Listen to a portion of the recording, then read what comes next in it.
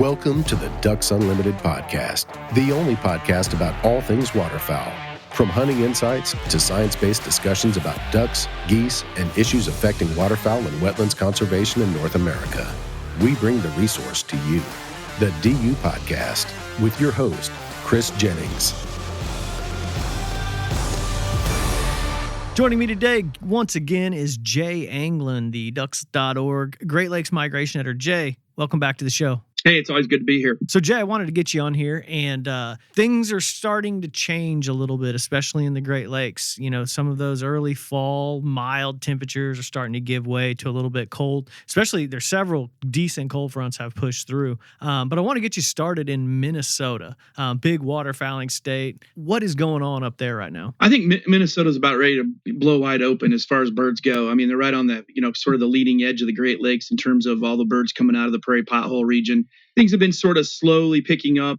A bunch of divers have moved into Minnesota and kind of the usual suspects. You know, there's a lot of lakes that have wild rice and sago pondweed and wild celery, places where redheads and cans and ringnecks and bluebills really stage up. So those are really starting to stack up. A lot of geese have moved into Minnesota. Not seeing a lot of reports or hearing reports of mallards, big ducks, quote unquote, but certainly all your early season birds have started to sort of push down into the southern tier of the state, and then of course over into Wisconsin as well. Yeah, and it's unfortunate. No, I guess it's fortunate to hear that for the hunters up there now, but you and I went on a hunt together up there the first week of October, and it was pretty much a bust due to those, can't even say mild. I think you and I went walleye fishing one afternoon in shorts and flip-flops, so it wasn't even mild. It was fishing weather. How do you think that little lull right there as Minnesota hunters got going, how do you think that impacted those guys as far as mentality getting out there and getting after it? That's a really compelling question, actually, because I'm hearing a lot of guys that are just,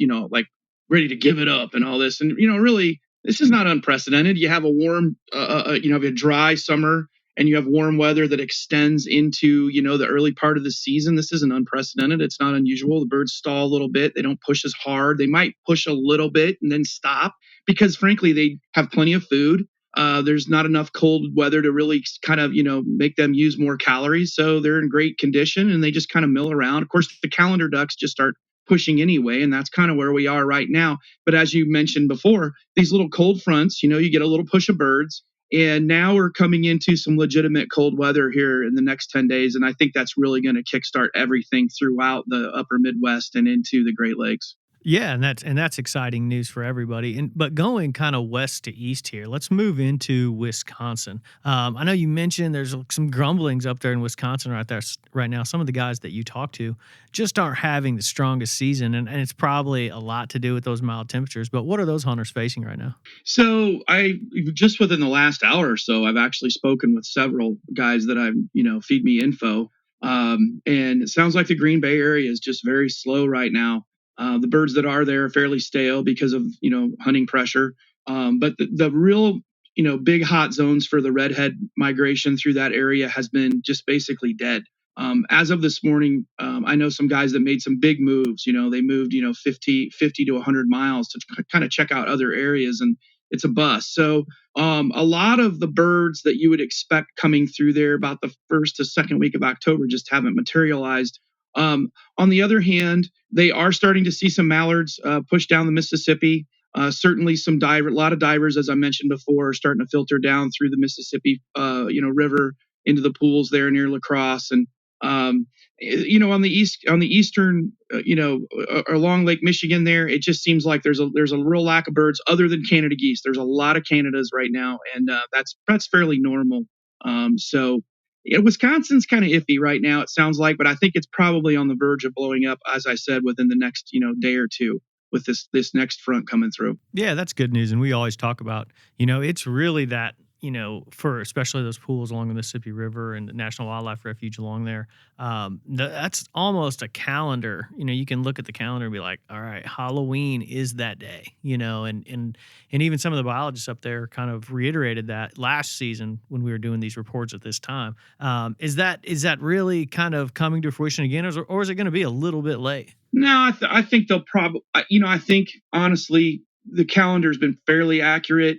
I would suspect some of the birds that stage in Minnesota on some of those big lakes in Minnesota, including Lake of the Woods, where you and I were up north, I think what you're going to find is some of those birds might just dilly dally for a few days, but honestly, in the big scheme of things, it's probably going to be right on time. That first week in November is going to be lights out all through that whole stretch. It always is, and that's what every biologist has told me, and I've never seen or heard it being different. So yeah, it's cool. Also, good news for Wisconsin that should pick up, and hopefully some guys are kind of getting away from that I'm gonna throw in the towel mentality. I mean, I think there's a lot of hunting, a lot of really good hunting still to be had up there. Michigan, you mentioned Michigan. You and I have talked off air several times that Michigan is really kind of the spotlight of this whole region right now. And what's going on up there? So Michigan, I believe one thing I will say, and this is just utter conjecture on my part, but the fact is that my normal contacts in northern Wisconsin have said, as I mentioned, things are dead, whereas guys to the east and southeast, actually quite a ways, are talking about the number of birds they've picked up in the last, say, week to 10 days. Last weekend, a fairly substantial diver migration occurred over the weekend, in particular on Saturday. A lot of birds pushing high overhead. I heard a lot of guys say they did really well, and they watched waves of birds going overhead. So, those birds are going more than likely Lake St. Clair, Lake Erie, could be Lake Ontario even. A lot of those birds end up in the Atlantic Flyway. But I've heard great reports out of Saginaw Bay, fairly good reports out of Lake St. Clair in particular for diver hunters, including guys are getting into a few long-tailed duck and some scoter. And I know, up in the UP, it's been kind of hit or miss. I've heard varying reports, a lot of ringnecks in, but a report I just got a little bit ago said birds are fairly stale up there, so they're waiting for the next big push. But I did hear that a pretty substantial long-tail migration did occur, 3 or 4 days ago through that region. So again, those are calendar birds just pushing through as usual. As far as mallards and geese go, it's just been a kind of a slow grind, but there's plenty of geese have moved into Michigan, and certainly, plenty of wood duck and teal are still kind of lingering. So guys are finding some action in Michigan for sure. Yeah, and that should change, like you mentioned, over the course of the next 10 days. It looks like that weather's really going to change, and it's going to get even some of those local or some of those resident Canadas that are kind of bumming around right there. It's going to start mixing it up for them, and that should, that's kind of the real highlight for Michigan hunters anyway. Is that the consistency of the Canada geese? Are you hearing that right now? Yeah, it's and their season doesn't ever close. There's no split. So through September into October, so there's a lot of pressured birds. And naturally, they fall into, the patterns that are almost untouchable, where they find fields that cannot, they've been picked by now. They cannot be hunted for whatever reason. And so I know a few guys are kind of frustrated because they're banging on doors. No, no, no. And so, that's when you start to want to pick up some more migrants, because they'll come in and kind of shake things up. And that's definitely starting to occur in particular, really throughout the state. I'm hearing good reports in the UP too, but certainly the southern part of the state, which is right up the road from me 10 minutes, I'm seeing some big wads of birds cruising around for sure. So it's definitely, I would say that's accurate. Yeah. Yeah. And there's some pretty big water up there. And then also a lot of agricultural fields to hold those birds there for, I would imagine a significant amount of time. Once they get in there, is that kind of what you're kind of looking at right now, is watching these birds cross the border, and you're like, all right, we're gonna have to wait a little bit, but we're gonna get on them. Is that kind of what your mentality is? Yeah, the biggest thing I will say this, because I've been on the birds. I've been scouting religiously while I'm either scouting or deer hunting or what have you. And like today, for example, I hunted a spot where the field had birds in it the last 2 days, substantial number of geese. Okay. Today, they haven't really done anything. That's because the temp jumped another 15 degrees back up. So really that cool weather was the trigger. I woke up the other morning, it was 37 degrees.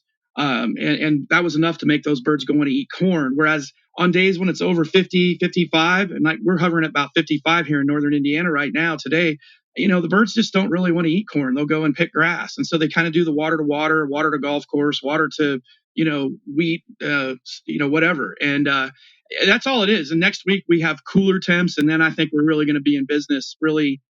Most of Michigan, certainly, all of Michigan, Wisconsin, Minnesota, northern Indiana, Ohio. I think we're really looking at a big change coming through, at the end of the weekend into next week. And as far as just like your local area there, because I don't want to have you give a perspective on precipitation in Minnesota because you're not there, but you're right there in northern Indiana. What's the water been like? Have you guys gotten a pretty decent amount? I'm just thinking about some of those natural wetlands that you have in that area. Are they going to be looking pretty healthy? Right. So a week and a half ago, they were bone dry. The majority of them were. And then we received really substantial amount of rain, varying from anywhere from 2.5 to say 4.5 inches in less than about 24 hours. So a lot of my spots that were bone dry a week ago now have enough water on moist soil to draw birds. And I think that can be said for a huge area, southern Michigan, southern Wisconsin, northern Illinois. Same thing can be said. So birds are going to be spread out a little bit, but on the other hand, there's tons of food. So I think even if we start to get cold enough to freeze some of those spots, birds will linger because they know that there's a food source. And they'll kind of wait it out maybe on some bigger water, and then they're going to go right back in those little areas when they open back up, which is fairly inevitable in a fall like this where it's just been warm, and it probably will continue to be a little above average.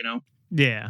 So what about Illinois? What are you hearing up from over there? Well, as usual, the Illinois River Valley, we're down 10% for this week, yada, yada. And then we're holding, 350,000 birds. So, I mean, yeah. If you want to see the all-star, the GOAT of the Great Lakes, it's definitely the Illinois River Valley and the adjacent Mississippi. So they're drawing in big numbers of birds. They're starting to see a few, the birds that you would expect in the middle part of the season. A lot of the earlier migrants such as teal, certainly blue wings have pushed through by now. But their water conditions, they've had an interesting year because, it was super wet and then it was bone dry and now it's wet again in some areas. So, as usual, they don't have anything to worry about really over there. Plenty of birds. The conditions are definitely pretty good right now for sure. Yeah, and most of that area over there is not even open yet, and it probably I don't know the days, and I don't want to speak to that, but I think they still have at least a week or two before they can get after the ducks over there, so they can continue to pile up. Ohio, we will finish up with Ohio. What are you hearing from Ohio? Well, Ohio, really, Western Basin of Lake Erie is essentially, the same as Michigan. They're picking up a lot of divers. There's plenty of bluebills in, some sea ducks are in. I'm sure they're starting to see a few redheads and cans and stuff as well because it's just such a huge magnet all along, from Lake St. Clair down through Detroit into Toledo and then around to Sandusky Bay. That whole area is another huge magnet. As far as Mallards go, I know they've picked up some. I saw some great reports along their opener along the coast there, the Lake Erie zone. Inland, it's the same thing in Ohio. It's sort of like central, most of Indiana, a lot of central Indiana. There's wood ducks and teal and a few local mallards, and then you wait for the big pushes when everything gets cold. So that's kind of where we are right now with most of Indiana certainly coming into the opener this weekend for the middle part of the state. And then Ohio as well. So it's one of those things that's kind of where we were up here about 2 weeks ago. So I'm sure that they'll pick up more birds though once this cool weather settles in next week. Yeah, and one thing I just wanted to point out, I mentioned that you and I were on that hunt, and it was not very. Let's just say it was not very ducky. But in reality, we sat there on the shoreline of Lake of the Woods and pretty much waiting on Canada geese, watching clouds of divers out off the, way offshore. Do you think a lot of those birds are still holding up there? And do you think some hunters are having those same issues across the whole region? These birds are holding out on bigger water and they're not forced to do anything. Is that kind of the vibe that you're hearing all across the region? Yeah, absolutely. I mean, the Great Lakes, let's just figure where we were, that's big, huge open water, kind of reminiscent of Lake St. Clair, honestly. And I've got tons of experience on St. Clair. And, offshore, you could be along the shoreline scouting and see a raft of bluebills here and a few mallards there and this and that. But if you go offshore a couple miles, it's a whole different deal. There's just thousands of birds. So Lake Michigan's pulling some birds, Lake Erie, Lake St. Clair, Lake Huron for sure now, along that west coast of Huron, and Michigan coastline. So I'm sure there's a lot of bluebills in particular offshore in some of these areas. And frankly, there's just not that many guys that target them because it's such a specialized, adventure really that you have to do with layout boats or a big boat blind. And of course, there's always the risk with weather and waves. And we've had a lot of wind lately, so that comes into play as well. But they're there. I'm confident of it. I've heard enough reports. And like you said, we've saw some up there, and I've seen a few down here out on Lake Michigan. So. Yeah, that's funny with those divers. I've talked to biologists doing an article last year for the magazine that, those the divers do not handle pressure very well. They get bumped around a little bit and they will leave. But the reality is, like you said, there's not a whole lot of people out there doing it. So they're not really being pressured on these big bodies of water. That's probably something that, our listeners should keep in mind when they're trying to put in perspective, why these divers are not heading south immediately. There's nothing bothering them out there. They're just enjoying their day floating around. Yeah. And they have an ample food source as well. I mean, we're talking about just hundreds and hundreds of square miles of just nothing but food, as long as they can dive down to the bottom and get it, it's pretty remarkable actually how many of them come through. Most people have no idea they ever come through. And your local season there, you guys open up for ducks this weekend, correct? We opened last weekend. You opened last weekend. Okay. And what are you hearing from some guys around there, some of the big public areas around your area? Have they been doing pretty well? It was fair to middling. The weekend before they have the youth veterans hunt, and I was out helping some DNR guys work on some blinds that, so a couple weeks ago, midweek, and we were actually really amazed how many birds we were seeing on these marshes. And then that youth veteran hunt, I talked to several veterans that said it was outstanding for teal, woodies, gadwall, some local mallards, a few pintail, just had incredible hunts. But because of the pressure, we have a finite resource here in terms of marsh, because it was so dry at that point. There was very little, unless the water was put on that property, it was very likely it would be dry, and that's the case. So the opener last weekend, I've heard mixed reviews. Some guys did okay, other guys not so much. But I know a lot of guys did really well on wood ducks. And really, if you shoot a few woodies on opening day with a smile on your face and go watch a football game, it doesn't really get a whole lot better than that, in my opinion. No, that's early in the season. Yeah, that's fantastic. Hey, before I get you out of here, same question I always ask you: how's the fishing? Well, it was really good leading up to that big rain event. Now I've got flood conditions, which is allowing me to go hunting not every day until the water comes down. But we got a good slug of steelhead coming in, so things are really shaping up, and I'm back in business, so it's always a good thing. Awesome. Hey, Jay, this has been fantastic. I'm glad to get you on. I think you really bring a lot of value to our listeners, especially throughout the Great Lakes region. And again, thanks a lot for joining me. Oh, it's always great to be here. I'd like to thank my guest, Jay Anglin, the Ducks.org, Waterfowl 360 Great Lakes Migration Editor, for joining us today and, really talking about the Great Lakes. I'd like to thank our producer, Chris Isaac, for putting the show together and getting it out to you. And I'd like to thank you, the listener, for joining us on the DU Podcast and supporting wetlands conservation. Thank you for listening to this episode of the DU Podcast. Be sure to rate, review, and subscribe to the show.